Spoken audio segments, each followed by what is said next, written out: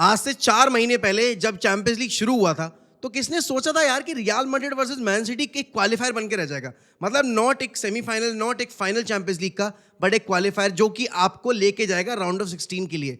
अब सोचो, दो सबसे बड़े यहाँ पर टीम्स, दो सबसे प्रबल दावेदार चैंपियंस लीग जीतने के, उनमें से आज एक एलिमिनेट हो जाएगा भाई। मैन सिटी यहाँ पर ज्यादा चांस लेकर बैठी है जो एलिमिनेट होगी, बिकॉज उनके रीसेंट रन ऑफ फॉर्म के अकॉर्डिंग अगर देखा जाए तो उनका परफॉर्मेंस बार ऐसा ऐसा रहा है। एंड इंपॉर्टेंट बात यह भी है कि यहाँ पर वो खेलने वाले हैं सैंटियागो बर्नाब्यू के ऊपर। उनका होम एडवांटेज जो था वो उन्होंने ब्लो अवे कर दिया था खराब गोलकीपिंग और खराब डिफेंडिंग के चलते। रियल मैड्रिड ने यहाँ पर 2 बारी ट्रेल किया और उसका कमबैक करके एक विक्ट्री निकाली, thanks to Jude Bellingham's epic winner and Vinicius Junior को ट्रिगर करने के बाद विनीशियस जूनियर की जो परफॉर्मेंस आई थी उसका खामियाजा मैन सिटी को भुगतना पड़ा।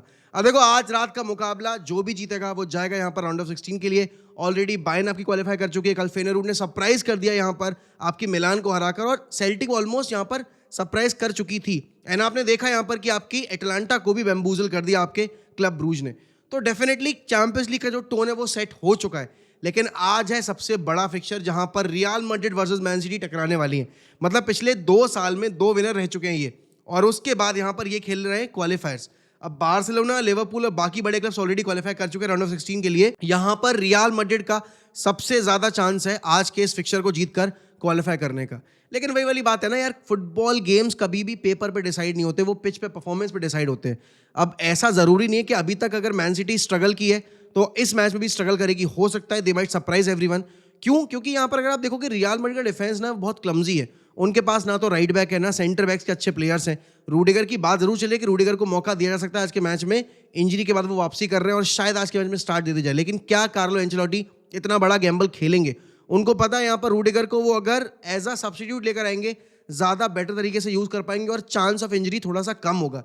लेकिन अगर स्टार्ट मिलता है तो अर्लिंग हालैंड और उनके बाकी फॉरवर्ड जैसे कि आपके मरमूश वगैरह, जिन्होंने पिछले प्रीमियर लीग गेम में हैट्रिक भी स्कोर की थी, they will test Real Madrid's defence and fitness of their players.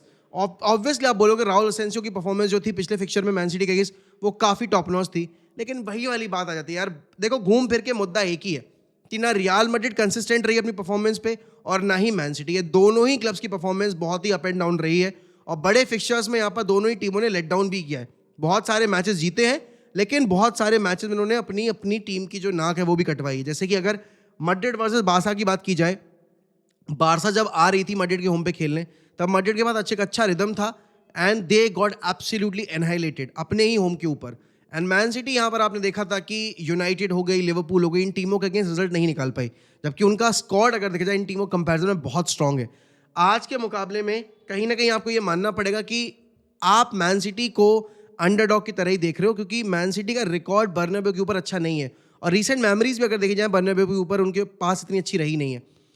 Erling Haaland की फॉर्म एक काफ़ी बड़ा कंसर्न है, जिस तरीके से वो गोल्स कंसीड कर रहे हैं बहुत चीप मैनर में, वो काफ़ी कंसर्निंग है।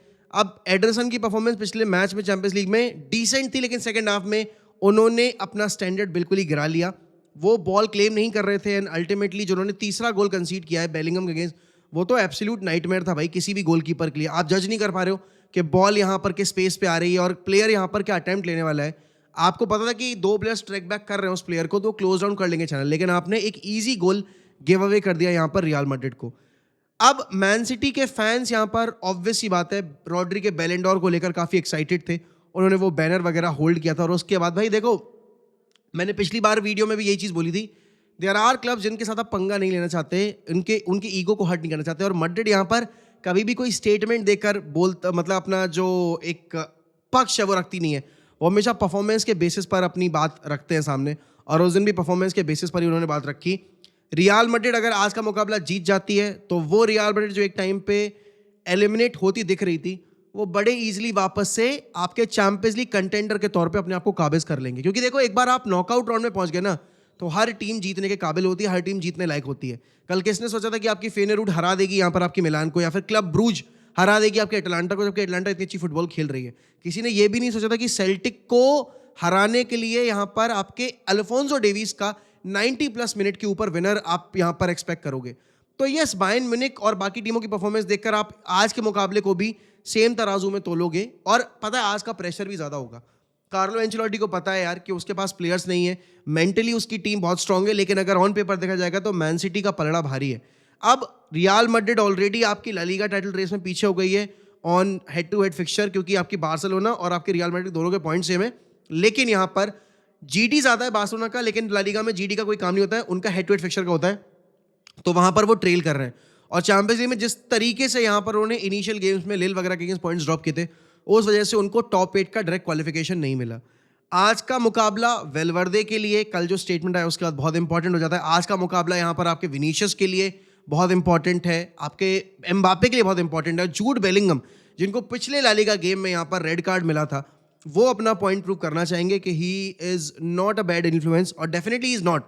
बट यहाँ पर रियल मैड्रिड अब एक मिशन पे है कि वो प्रूव करे कि इतनी इंजरीज के बावजूद हम यहाँ पर ट्रॉफीज जीत सकते हैं। वहीं दूसरी तरफ मैन सिटी को प्रेशर है, वो ऑलरेडी आप देखोगे यहाँ पर आपके कप कॉम्पिटिशन से बाहर हो चुके हैं, आपके सिर्फ एफए कप में अलाइव हैं और आपकी चैंपियंस लीग में अलाइव है। अगर चैंपियंस लीग से भी एलिमिनेट होंगे तो उनके पास ट्रॉफी जीतने का सिर्फ एक मौका होगा, and that would be FA cup. और पेप ने इतना इन्वेस्ट जो किया है, अब देखो मैं उसमें गलती नहीं मानता पेप की, हर टीम जो स्ट्रगल करती है उसको इन्वेस्टमेंट चाहिए होता है, लेकिन इतनी इन्वेस्टमेंट के बाद ऑब्वियस ही बात है पेप चाहेंगे यार कि अगले राउंड में क्वालिफाई करके जाए। बट बात वही है ना कि विनिंग मोमेंटम अभी पेप के पास कभी लॉन्गर टर्म में रहा नहीं है सीजन में। अगर आप देखोगे, आपने शुरुआत में बहुत अच्छी पेस पकड़ी थी आपके प्रीमियर लीग में, जब आप आई थिंक 5 या 6 गेम लगातार जीते थे, and you were on a run, और सबको यही लगा था कि भाई मैन सिटी इस बार जनवरी का वेट नहीं कर रही है यहाँ पर अपना टाइटल रेस शुरू करने के लिए। लेकिन उसके बाद पता नहीं ऐसा क्या हुआ, since October they started dropping points, and उसके बाद देयर वाज नो स्टॉपिंग। और अब तक यहाँ पर रियल मैड्रिड के अगर आप अगेंस्ट रिकॉर्ड देखोगे मैन सिटी का, वो ऐसा ही रहा है कि बर्नाब्यू के ऊपर उनके रिकॉर्ड को अगर देखा जाएगा तो आप उनको दावेदार नहीं मानोगे। अब अर्लिंग हालैंड का आज बिग गेम परफॉर्मेंस आना जरूरी है।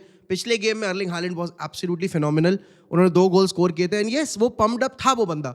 और अभी अगर आप मरमूश की परफॉर्मेंस देखोगे, अगर आप उनके डिफेंडर्स की परफॉर्मेंस देखोगे पिछले मैच की उनकी, तो काफ़ी शानदार थी। लेकिन बात यह कि भाई चैंपियंस लीग अलग पेडिग्री का एक स्टेज है, और डेफिनेटली यहाँ पर आपका जो लास्ट गेम का रिजल्ट था उससे भी आपका कॉन्फिडेंस बहुत ज़्यादा डिटरमाइन किया जाता है।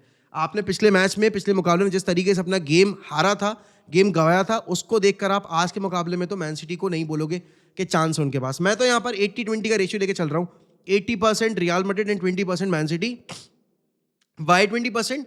बिकॉज पहली बात तो कंसिस्टेंसी नहीं है, दूसरी बात दे आर ट्रेलिंग, एंड तीसरी बात यहाँ पर they are playing at Bernabeu, and Madrid को बर्नाब्यू पे हराना हर किसी के बस की बात नहीं है। Not everybody can be Barcelona. Barcelona यहाँ पर आती है, डोमिनेट करती है, हराती है, चली जाती है, लेकिन बाकी सारे क्लब्स से इतना आसान नहीं रहता है बर्नाब्यू के ऊपर परफॉर्मेंस देना। तो let's see how it will turn out. देखो आज के मैच में बहुत कुछ डिपेंड करेगा स्टार्टिंग 11 के ऊपर। अगर आप मैन सिटी की बात करोगे, they need to start Phil Foden, they need to start यहाँ पर आपके Kevin De Bruyne, and they will have to start यहाँ पर मरमूश, ग्रीलिश वगैरह सारे अवेलेबल है, नेथन एके अवेलेबल हो चुके हैं। सारे प्लेयर्स जो इंजर्ड हुए थे दे ऑल आर बैक यहाँ पे फॉर मैन सिटी। पिछले मुकाबले में ग्रीलिश जब तक पिच के ऊपर था तब तक ही वाज वेरी इन्फ्लुएंशियल, लेकिन क्योंकि आपको गोल्स चाहिए, आपको बॉल कंटेन नहीं करनी, आपको यहाँ पर एग्रेसिव अप्रोच रखना है, तो आप यहाँ पर मरमूश के साथ जाओगे। हो सकता है आप पैट्रिक डोरगू को भी देखो स्टार्टिंग 11 में।